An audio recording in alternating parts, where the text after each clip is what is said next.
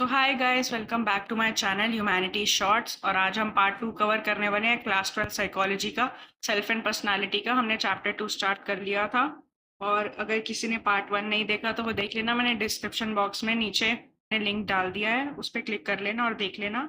Channel पर नहीं हो तो चैनल को सब्सक्राइब कर लेना और वीडियो को लाइक करना मत भूलना। तो चलिए बिना देरी हम स्टार्ट करते हैं आज का लेक्चर। तो आज का हमारा पहला टॉपिक है culture and self. Such aspects of self-esteem is linked to be with characteristics of culture in which individual lives। तो मतलब कुछ सेल्फ एस्टीम के ऐसे कैरेक्टरिस्टिक्स होते हैं कल्चर के अंदर जो कि एक इंडिविजुअल के साथ रहते हैं हमेशा। The most important difference between the self and the other is the way the boundary is drawn between the self and the other। तो बेसिकली हमारे को इस टॉपिक में सिर्फ इंडियन और वेस्टर्न व्यू के डिफरेंस के बारे में बता रखा है कि इंडियन व्यू में हम लोग कैसे हमारी बाउंड्रीज सेट होती हैं और बाहर के वेस्टर्न व्यूज में उनकी बाउंड्रीज कैसे सेट होती हैं। तो इन दोनों के बीच का बेसिक डिफरेंस यही है कि इनकी बाउंड्री कैसे ड्रॉन करी गई है। ठीक है, अब हम आ गए हैं इंडियन और वेस्टर्न पर्सपेक्टिव में। इंडियन पर्सपेक्टिव में है कि इसमें जो बाउंड्री होती है उसका शिफ्टिंग नेचर होता है। फॉर एग्जांपल हम बताते हैं, जैसे हम लोग का क्या होता है कि हम कई बार बहुत ही ज़्यादा ग्रुपिज्म में बहुत इन्वॉल्व होते हैं, लेकिन जब बात अपने ऊपर आ जाती है कई बार हम बहुत ही ज़्यादा इंडिविजुअलिस्टिक भी बन जाते हैं। लेकिन वेस्टर्न पर्सपेक्टिव में यही होता है कि वो हमेशा इंडिविजुअलिस्टिक ही होते हैं। तो उनका जो बाउंड्री का जो है, the boundary between the self and the other is relatively fixed. तो उनकी बाउंड्री बिल्कुल फिक्स्ड है और हमारी वाली का शिफ्टिंग नेचर है।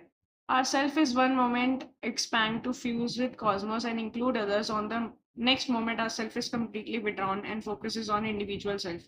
Example individual needs and goals. यही सेम चीज जो मैंने आपको एग्जाम्पल दिया कि हमारा जो एक खुद का जो सेल्फ होता है वो एक मोमेंट पर सबके साथ घुलने मिलने की कोशिश करता है, लेकिन जब एकदम से कुछ नेक्स्ट मोमेंट कुछ भी ऐसा होता है तो हम लोग अपने बारे में, इंडिविजुअल के बारे में सोचने लगते हैं। ठीक है, it does not has clear dichotomies. Generally, the self is not separated from the group, rather remain in the state of harmonious coexistence. It is characterized as collectivism। तो हम इसको collectivism में मानते हैं। ये जो सेल्फ होता है ये मोस्ट आधे टाइम सेपरेट नहीं होता अपने ग्रुप से, मोस्टली एक ग्रुप के साथ रहना ही प्रेफर करता है। लेकिन जो वेस्टर्न पर्सपेक्टिव है उसमें ये बता रखा है जो सेल्फ होता है and the group exist as two dimension with clearly defined boundaries. तो मतलब जो ग्रुप और सेल्फ होता है, मतलब एक इंडिविजुअल और एक जो ग्रुप का जो डिफरेंस है उसमें उनकी फिक्स्ड बाउंड्रीज है, वो साथ में कभी नहीं होती। इट हैज क्लियर डाइकोटमीज, मतलब उनकी बाउंड्रीज सेट है कि उनको एक दूसरे के उसमें इन्वॉल्व नहीं होना, वो अपना अलग अलग रहेंगे क्योंकि उनको इंडिविजुअलिज्म अच्छा लगता है। It is characterized as individualism, यही बोलते हैं वो।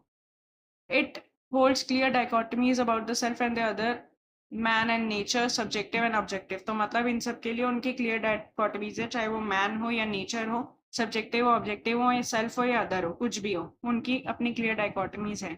Individual in the group maintains the individuality. तो मतलब इंडिविजुअल जो है वो अपनी इंडिविजुअलिटी पूरी मेंटेन करके रखते हैं ग्रुप के अंदर। तो मतलब अगर वो ग्रुप में भी जाएंगे तो वो दूर दूर रहने की कोशिश करेंगे। अब हम पढ़ेंगे कॉन्सेप्ट ऑफ पर्सनालिटी। यहाँ से हमारा जो सेल्फ का पार्ट है वो पूरा खत्म हो चुका है। अब हम पर्सनालिटी के बारे में पूरा शुरू करेंगे। तो personality refers to our characteristics, ways of responding to individual and behaviour. तो पर्सनालिटी एक हमारा कैरेक्टरिस्टिक्स वे होता है कि हम किस तरीके से रिस्पॉन्ड करेंगे एक इंडिविजुअल को और बिहेवियर को, किस तरीके से हम लोग जवाब देते हैं उसको बोला जाता है। People are able to describe their behaviour in different situation, sensitive, warm, concerned, shy. तो सब लोग अपने अपने अपने तरीके से अपने बिहेवियर को डिस्क्राइब करते हैं अलग अलग सिचुएशंस में। कोई सेंसिटिव बोलता है, कोई वार्म बोलता है, कोई कंसर्न बोलता है। वो डिपेंड करता है सिचुएशन टू सिचुएशन पर। Okay, personality refers to unique and stable qualities and individual characterize behaviour in different period of time. तो मतलब पर्सनालिटी एक यूनिक एंड स्टेबल क्वालिटीज है एक इंडिविजुअल की, जो कि कैरेक्टराइज बिहेवियर होती है और वो भी डिफरेंट पीरियड ऑफ टाइम के हिसाब से। ठीक है, इसको बोला जाता है personality. Personality is derived from a Latin word called persona, a mask used by actors in Roman theatre for changing their facial makeup। तो बेसिकली पर्सनालिटी एक वर्ड आया है लैटिन वर्ड से जो कि है persona। persona का मतलब होता है एक मास्क, जो कि एक्टर्स यूज करते थे अपने रोमन थिएटर में पहले के टाइम पे, क्योंकि उनका जो फेशियल मेकअप चेंज होता था तो उसको बोला जाता था persona। तो ये काफी इंपॉर्टेंट है 1 मार्क के पॉइंट ऑफ व्यू से, क्योंकि इसका पूछा जा सकता है। और अगर पर्सनालिटी के ऊपर कभी डेफिनेशन भी आती है, एक तो आप ये लिख सकते हो कि पर्सोना के ऊपर आपने पूरी मेंशन कर दी, और एक आप ये मेंशन कर सकते हो जो ये personality refers to unique and stable qualities and individual characterize behaviour in different period of time. ये वाली भी इंपॉर्टेंट है। Once we are able to characterize someone's personality, we can predict how that person will behave in different situation. तो मतलब हमारे को अगर एक बार ही पता लग गया कि किसी इंसान की कैसी पर्सनालिटी है, तो हम ये प्रेडिक्ट कर सकते हैं कि उसका बिहेवियर कैसा होगा डिफरेंट डिफरेंट सिचुएशन में। For example, if a child does not like to take orders, the most effective way to deal with the child is by not giving orders. तो मतलब अगर एक छोटा बच्चा है जिसको ऑर्डर्स लेना अच्छा नहीं लगता, तो उसको उससे डील कैसे करना है, उसको ऑर्डर्स ना दो, ताकि कोई भी ऐसी चीज ना हो जिससे वो परेशान हो जाए, क्योंकि उसको ऑर्डर्स लेना अच्छा नहीं लगता, तो इसलिए उसको दो ही मत, सबसे बढ़िया चीज। An understanding of personality allows us to deal with other people in more realistic and acceptable ways. तो मतलब अगर किसी इंसान की हमारे को पर्सनैलिटी पता है, तो वो हमारे को एक तरीके की अलाउंस देती है कि हम कैसे डील कर सकते हैं एक इंसान के साथ मोर रियलिस्टिक और एक्सेप्टेबल वे में। ठीक है, आप कुछ फीचर्स है पर्सनालिटी के, ये बहुत इंपॉर्टेंट है अगर आपको क्वेश्चन के पॉइंट ऑफ व्यू से, क्योंकि इसके ऊपर क्वेश्चन आ सकता है। It has both physical and psychological components. ये इंपॉर्टेंट है कि इसके अंदर दोनों फिजिकल और साइकोलॉजिकल कॉम्पोनेंट्स हैं। फिजिकल यानी बॉडी से रिलेटेड, साइकोलॉजिकल यानी माइंड से related. Its expression in terms of behaviour is fairly unique to given individual. इसका जो एक्सप्रेशन है इन टर्म्स ऑफ बिहेवियर बहुत ही फेयरली यूनिक है एक गिवन इंडिविजुअल के अंदर। Its features do not easily change with time. तो इसके जो फीचर्स है वो इतनी इजीली चेंज नहीं होते टाइम के साथ। It is dynamic in the sense of that some of its features may change due to some internal or external situational demands. तो ये बहुत ही डायनामिक मतलब काफी बड़ा है। इस चीज को बोला जाता है कि सेंस में कि इसके जो कुछ फीचर्स है वो कुछ रीजंस की वजह से चेंज हो सकता है, कुछ इंटरनल भी हो सकता है, कुछ एक्सटर्नल भी हो सकते हैं। वो डिपेंड करता है सिचुएशनल डिमांड्स के ऊपर। Thus, personality is adaptive in situation. तो पर्सनैलिटी अडेप्ट कर लेती है सिचुएशन के हिसाब से। अब आ गया हमारा टाइप एंड ट्रेट अप्रोच। ये बहुत ही इंपॉर्टेंट है, इससे क्वेश्चन जरूर आएगा ही आएगा। मैं पेन चेंज कर लेती हूँ, ये बहुत इंपॉर्टेंट है, इससे क्वेश्चन आएगा ही आएगा। तो type approach, it tries to comprehend the personality by understanding broader patterns in the behaviour. तो मतलब ये जो इसमें जो पर्सनैलिटी होती है उसको पूरे कॉम्प्रीहेंड करने की कोशिश करते हैं, समझने की कोशिश करते हैं बहुत ही बड़े ब्रॉडर पैटर्न्स के हिसाब से बिहेवियर के। मतलब बिहेवियर कितना बड़ा है, कैसा है, उस चीज को पूरा समझने की कोशिश करते हैं। It focuses on broader set of characteristics in a persons behaviour. तो मतलब एक इंसान के बहुत ही ब्रॉडर सेट ऑफ कैरेक्टरिस्टिक्स को समझने की कोशिश करते हैं। For example, one person may be less shy, the other may be more. Here, shyness and friendliness represent traits. तो मतलब एक पर्सन जो बहुत ही कम शाय है और एक बहुत ही ज्यादा है, जो इसमें जो फ्रेंडलीनेस और शाइनेस बताइए यही बोला जाता है कि उसके वो ट्रेट्स हैं। ठीक है, और ट्रेट अप्रोच में होता है it focuses on specific psychological attributes of an individual. ये साइकोलॉजिकल एट्रीब्यूट्स के बारे में ही बात करता है। टाइप अप्रोच में हम बहुत ज्यादा चीजों के बारे में बात करते हैं, जैसे ब्रॉडर सेट ऑफ कैरेक्टरिस्टिक्स के। लेकिन ट्रेट अप्रोच में हम लोग करते हैं सिर्फ साइकोलॉजिकल एट्रीब्यूट्स की बात। Trait type discover building block of personality. ये बिल्डिंग ब्लॉक ऑफ पर्सनैलिटी को ढूंढते हैं।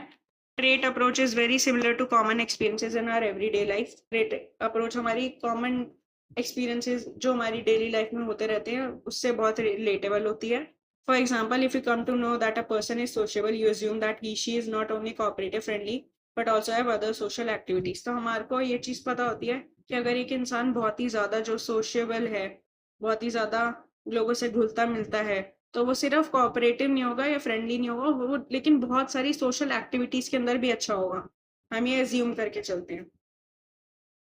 अब इसी में आ जाती हैं सारी थ्योरीज जो कि बहुत बहुत बहुत इंपॉर्टेंट है। इससे रिलेटेड डेफिनेटली क्वेश्चन आता ही आता है बोर्ड एग्जाम में। अब पहली थ्योरी आ गई है हिपोक्रेट्स की। The Greek physician Hippocrates proposed a typology based on fluid and humour. Hippocrates एक ग्रीक फिजिशियन है, ये भी ध्यान रखने वाली चीज है। इन्होंने एक टाइपोलॉजी प्रपोज करी थी based on fluid and humour. ठीक है, इसमें इन्होंने पीपल को 4 वेज में, 4 टाइप्स में क्लासीफाई करा था। पहला है सैंग्विन, जो कि सोशेबल, टॉकेटिव, लाइवली, केयरफुल, ये सब होते हैं। दूसरा है phlegmatic, passive, thoughtful, peaceful, calm, reasonable, ये सारे होते हैं। Choleric, touchy, restless, aggressive, impulsive, active. ये आपको नाम याद रखना है, सैंग्विन, फ्लेगमेटिक, कॉलरिक और melancholic. Moody, rigid, anxious, quiet and unsocial. ये दी थी हिपोक्रेट्स ने। तो आपको सैंग्विन, फ्लेगमेटिक, कॉलेरिक, मेलेंकोलिक, और इनके एक एक दो दो एग्जाम्पल करने हैं, ठीक है। अब इसी के अंदर दूसरी आती है Charaka Samhita. In India also Charaka Samhita treatise on Ayurveda classified people into 3 types. तो मतलब इंडिया में भी चरक संहिता का इस्तेमाल होता है, जिसमें बोला जाता है एक ट्रीटिस है आयुर्वेदा जो हम यूज करते हैं, इसमें भी 3 तरीके से लोगों को क्लासिफाई करा था, वात, पित्त, कफ। तो हमको पता है पित्त होती है जो हमारे को फंगल इन्फेक्शन हो जाते हैं वो, कफ होती है जो हम कफ करते हैं, खांसी वगैरह। On the basis of 3 humoral elements called tridosha. ये बहुत इंपॉर्टेंट है 1 मार्क के पॉइंट ऑफ व्यू से, कि इसके 3 ह्यूमरल एलिमेंट्स को क्या बोला जाता है, त्रिदोषा बोला जाता है। Each refers to the type of element called prakriti, nature of a person. ये भी 1 मार्क के पॉइंट से बहुत इंपॉर्टेंट है कि इनके ईच जो एलिमेंट है उनको क्या बोला जाता है, उसको प्राकृति बोला जाता है, और इनके जो 3 ह्यूमरल एलिमेंट्स है उनको त्रिदोषा बोला जाता है। इन दोनों के बीच में कंफ्यूज मत होना, ओके। अब हम हमारी नेक्स्ट थ्योरी पर चलते हैं। नेक्स्ट है हमारी त्रिगुण्स की। There is another typology of personality based on trigunas, sattva, rajas, tamas. सत्वा होते हैं बिल्कुल वेज, राजस होते हैं मिक्स जो दोनों खाते हैं, वेज और नॉन वेज दोनों खाते हैं, तमस होते हैं बिल्कुल नॉन वेज जो बिल्कुल नॉन वेज सारा टाइम वही खाते हैं। अब इनके भी कुछ फीचर्स है जिनको हम डिस्कस करेंगे। सत्वा जो हम पढ़ के आए हैं बिल्कुल वेज, जिसके एट्रीब्यूट्स होते हैं cleanliness, truthfulness, dutifulness, detachment and discipline.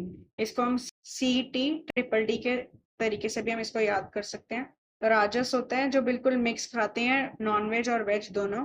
इसमें इसके गुण के अंदर एट्रीब्यूट्स होते हैं desire for sense, dissatisfaction, envy for others, gratification, a materialistic personality. ठीक है, ये सारे इनके फीचर्स हैं। तमस बिल्कुल होता है नॉन वेज, इसमें होते हैं anger, arrogance, depression, laziness, feeling और हेल्पलेसनेस। तो ये सारे इनके एट्रीब्यूट्स हैं। तो आपको ये 3 नाम सात्वा, रजस, तमस और इनके 2-3 एग्जाम्पल करके जाने हैं, एंगर, डिजायर, ट्रूथफुलनेस, क्लीननेस, जो आपको सही लगे, ठीक है।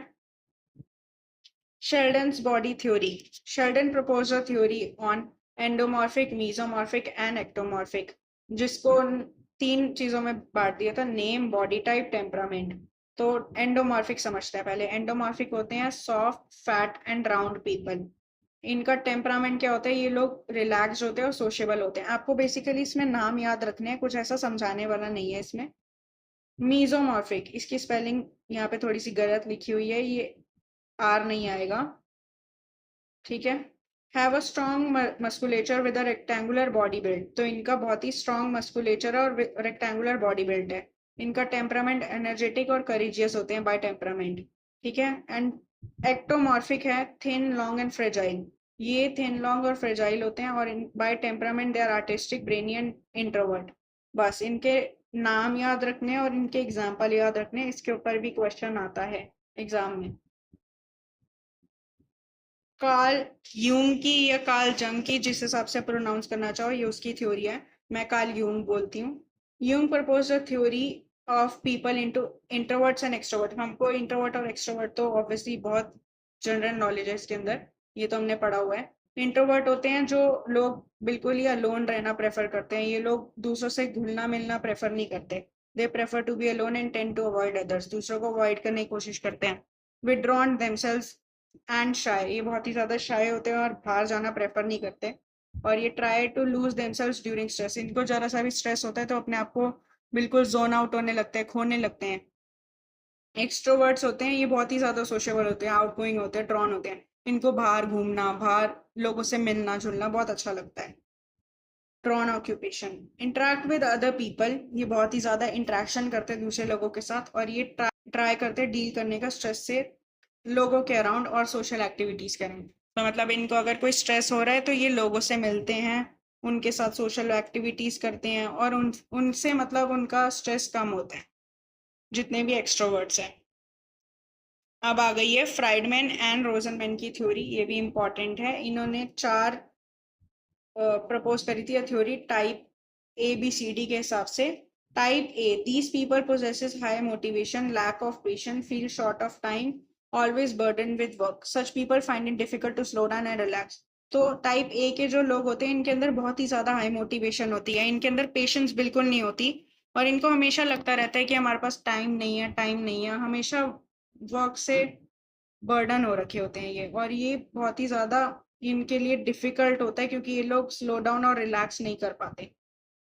People with type A personality are more prone to hypertension and coronary heart disease. तो ये इम्पोर्टेंट है कि ये लोग बहुत ही ज़्यादा प्रोन होते हैं, मतलब इनको हाइपरटेंशन बहुत जल्दी हो सकती है और कोरोनरी हार्ट डिजीज हो सकता है। तो ये 1 मार्क के पॉइंट ऑफ व्यू से इंपॉर्टेंट है क्योंकि पूछ सकते हैं कि कौन से टाइप का ऐसा होता है जो कि हाइपरटेंशन और कोरोनरी हार्ट डिजीज से प्रोन होता है, तो वो टाइप का आपको नाम बताना होगा।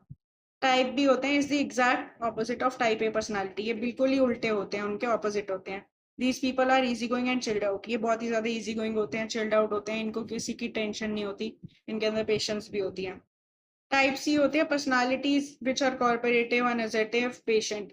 तो मतलब बहुत ही ज्यादा कॉर्पोरेटिव होती है, एनर्जेटिव होती है, और पेशेंट लोग जो होते हैं वो टाइप सी में आते हैं। इसको आप CUP कब से भी याद कर सकते हो।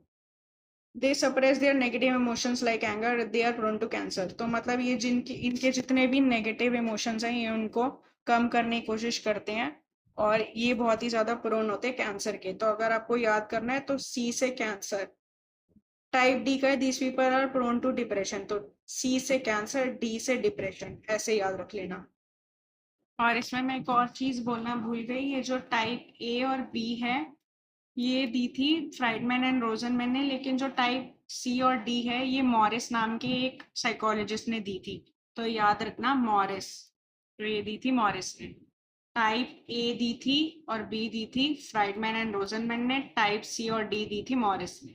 ठीक है, तो चलिए हम मिलते हैं हमारे नेक्स्ट लेक्चर में, जहाँ हम ट्रेट अप्रोच की सारी थ्योरीज को डिस्कस करेंगे। तब तक के लिए थैंक्स फॉर वॉचिंग।